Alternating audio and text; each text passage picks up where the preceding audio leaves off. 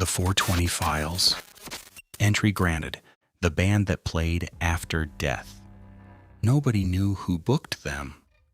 That's the part everyone at the club still argues about. The poster appeared overnight beside the smoking area. Faded black paper, water damage around the edges, silver lettering that looked older than the building itself. One night only. Velvet Static. Live at 420. Underneath, handwritten in black ink. Doors lock at midnight. Do not leave before the final song. At first, everyone thought it was a joke, because Velvet Static didn't exist anymore. Not officially. The band disappeared after a motorway crash outside Birmingham in 1998. 3 members survived. The lead singer didn't, Elias Vale, dead for 27 years. People online still argued about the recordings. Not because the music was famous, because strange things happened when people listened too long. Headphones cutting out, whispers hidden underneath songs, voices that weren't there the first time you listened. Some people claimed the recordings changed every time they played them. Extra instruments appearing in the background, new voices joining the chorus. One man on an old forum swore he heard somebody begging for help underneath the bass line. Another claimed his speakers continued playing long after he disconnected them from power. Most people dismissed the stories as internet nonsense until the night they played the club. The first strange thing was the equipment. Nobody saw the band arrive. No band and no crew, no sound check. Yet somehow, by 11:40 p.m., the stage was fully assembled. Old amplifiers stacked against the walls. Ancient microphones covered in rust. Speaker cabinets stained with water damage. And a drum kit covered in black scorch marks. Some members swore the equipment smelled like wet soil. Others said melted plastic. One person claimed it smelled like a hospital morgue. Nobody touched the equipment. Nobody wanted to. Then, at exactly 11:57 p.m., the lights failed. Not flickering, not gradually. Instant darkness. Someone laughed nervously. Another voice shouted from the back, "Typical wiring!" Then the emergency lights came on, dim red, just enough to see silhouettes standing motionless on stage.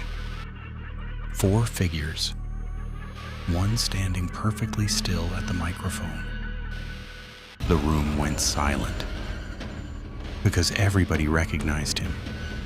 Tall, thin, black suit, long, wet-looking hair hanging over his face. Elias Vale, dead for 27 years. The music started without warning. Not through the speakers, through the walls. That's how people described it afterwards. Looked like the entire building had started vibrating from the inside. The first song sounded wrong immediately. The guitars dragged unnaturally. The drums sounded distant, and the bass felt too deep. Not loud, deep, like something moving underground. Drinks rippled across tables. Glasses trembled. Ceiling lights shook overhead. One member near the stage started bleeding from the nose less than 2 minutes into the set. Another walked into the toilet and began violently vomiting. Still nobody left. Because the strangest part wasn't the music. It was Elias. He never moved naturally. Every motion lagged slightly behind reality, like corrupted video footage. When he turned his head, his body followed a second later. When he sang, his mouth didn't always match the words. And members standing close to the stage noticed something worse. The microphone wasn't connected to anything. No cable, no power. Yet his voice echoed from every corner of the club. Phones stopped working halfway through the set. Every recording corrupted instantly. Videos became black screens. Audio turned into low static humming. One member claimed his phone briefly displayed the year 1998 before shutting off permanently. That same member left early. 3 days later, he posted online claiming he'd woken up at 4:20 a.m. and found somebody standing in his hallway listening to old Velvet Static demos. He deleted the post minutes later. Nobody has heard from him since. At 1:13 a.m., Elias finally spoke directly to the crowd. Not singing, talking. The room temperature dropped instantly. People could see their breath. Then Elias smiled. Slowly. Too slowly. Like the expression physically hurt him. You kept listening after I died. Nobody answered. He pointed toward the smoking area at the back of the club, toward a man nobody recognized. Gray hood, leather jacket, standing completely motionless. Then Elias whispered, "He brought me back." The stranger started clapping. Once, twice. Then every speaker in the club exploded simultaneously. The sound knocked people onto the floor. Lights burst overhead. Glass shattered inward. And according to the surviving CCTV timestamps, the club disappeared for 11 seconds. No footage, no audio, only static. When the cameras returned, the stage was empty. No instruments, no wires, no band. Only burn marks across the floor in the shape of a circle. At 4:20 a.m., despite being disconnected from power, the office computer turned itself on. One audio file appeared on the screen. Untitled. Duration: 66 minutes. The file could never be copied. Every device used to transfer it corrupted instantly.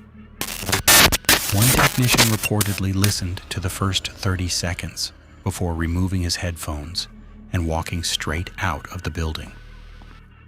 Before leaving, he said only this: "That isn't music. That's a recording of people trying to stay dead." The club eventually reopened. Most members pretend the night never happened. But some still claim that after closing time, when the building goes quiet, you can still hear faint applause coming from the empty stage.